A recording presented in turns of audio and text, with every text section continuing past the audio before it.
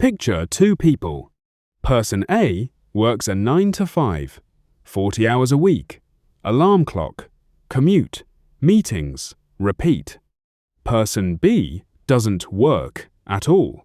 They wake up, check their phone, and money is just there. Rental income, dividends, ad revenue from a course they made 2 years ago.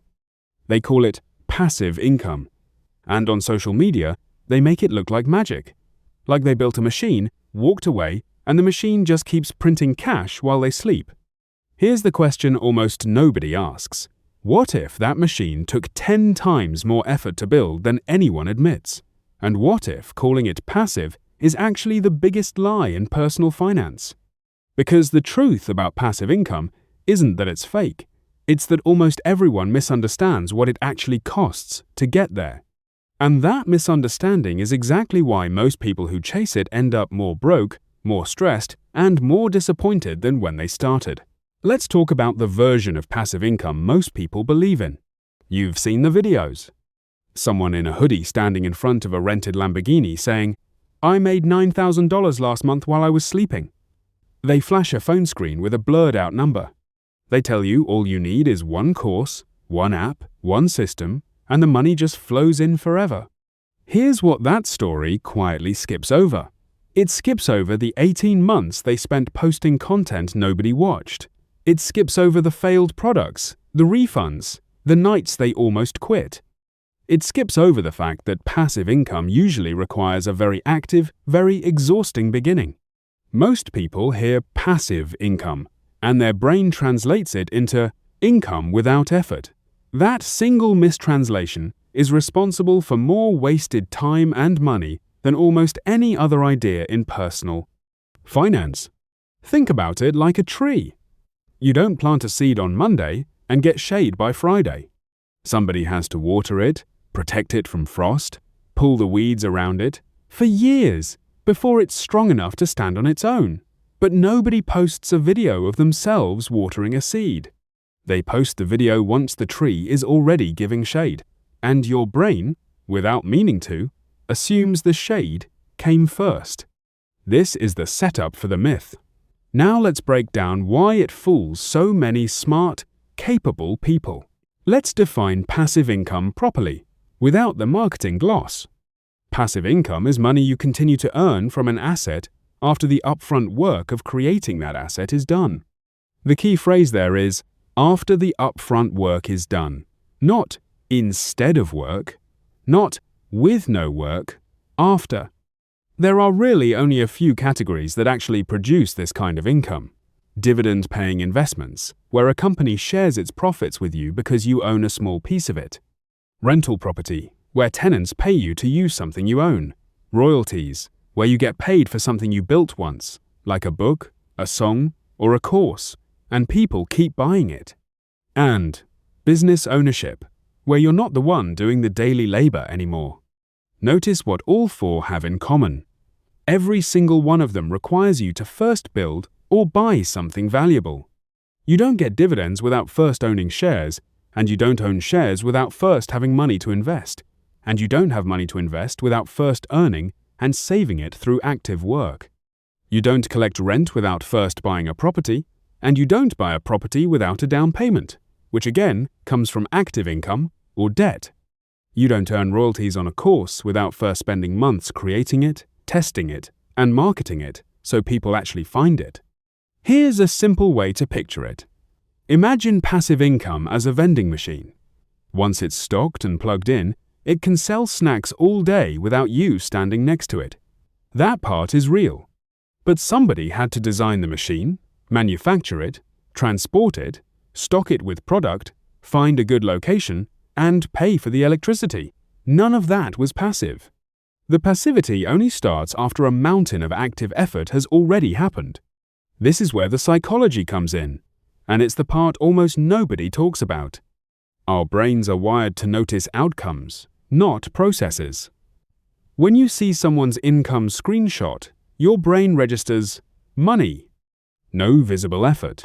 It does not register 11 months of unpaid work that happened off camera. This is called survivorship bias, mixed with what psychologists call the availability heuristic, which is a fancy way of saying your brain believes whatever is easiest to picture, not whatever is actually true. It's much easier to picture click a button, get paid, than grind in obscurity for over a year with no guarantee it works.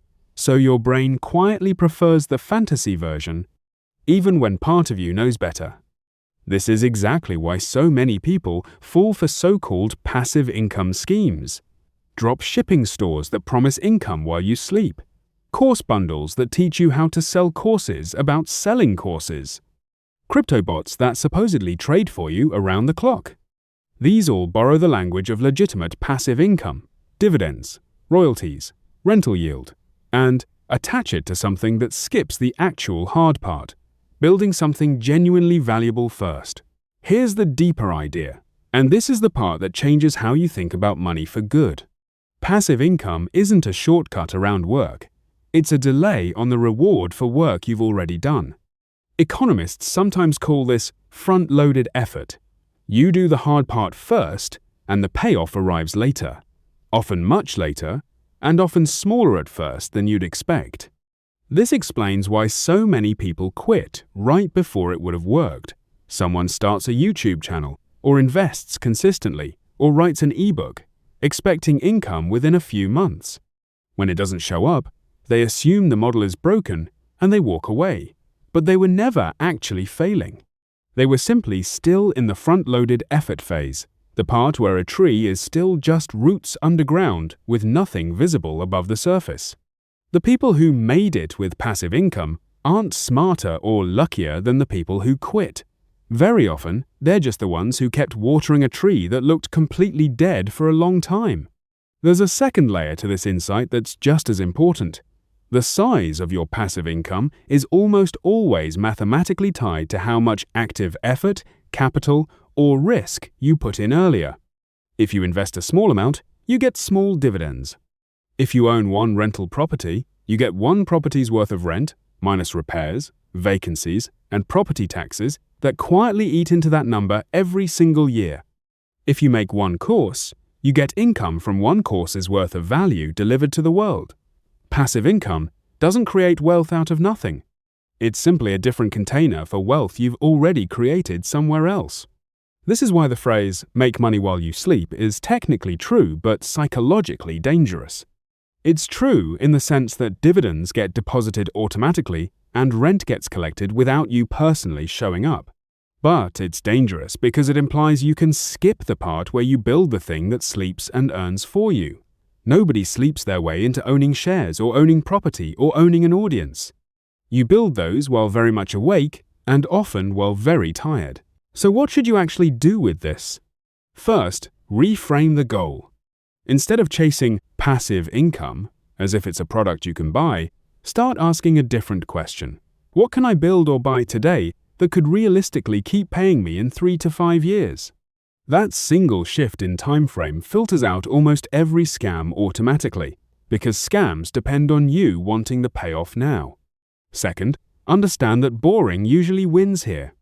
Consistently investing in low-cost, diversified funds and letting dividends and growth compound over years is not exciting content for a video, but it's one of the most reliable passive income engines that exists. Precisely because it doesn't ask you to reinvent anything. It just asks you to keep showing up with your active income and be patient while the machine slowly gets stocked. Third, if you're building something like content, a course, or a small business, expect the first 6 to 18 months to look and feel completely active. Track your effort, not just your income, during that window. If you're improving, keep going. The absence of income early on is not proof of failure. It's usually just proof you're still in the setup phase that nobody shows you online. And finally, get comfortable with a rule that separates people who build real wealth from people who chase mirages. If something promises income with no upfront effort, no capital, and no time delay, it isn't passive income. It's either incredibly rare, or it's a trap wearing passive income's name as a disguise. So the myth isn't that passive income doesn't exist. It absolutely does, and it can genuinely change your life. The myth is the idea that it arrives before the work does. Every dividend check, Every rent payment, every royalty deposit is really just an echo of effort you already put in, sometimes years earlier, showing up quietly in your bank account today. The people who seem to have cracked the code aren't skipping the hard part. They already did it, off camera, while you were only watching the highlight reel. So the next time you see someone flash a passive income number online, don't ask, "How do I get that overnight?" Ask a better question. What did they build, buy, or invest in long before this moment? And am I willing to start planting that same kind of tree today, even though I won't see any shade for a very long time? Because that question, more than any app or system or secret, is what actually separates people who build lasting wealth from people who are still waiting for a shortcut that was never really there.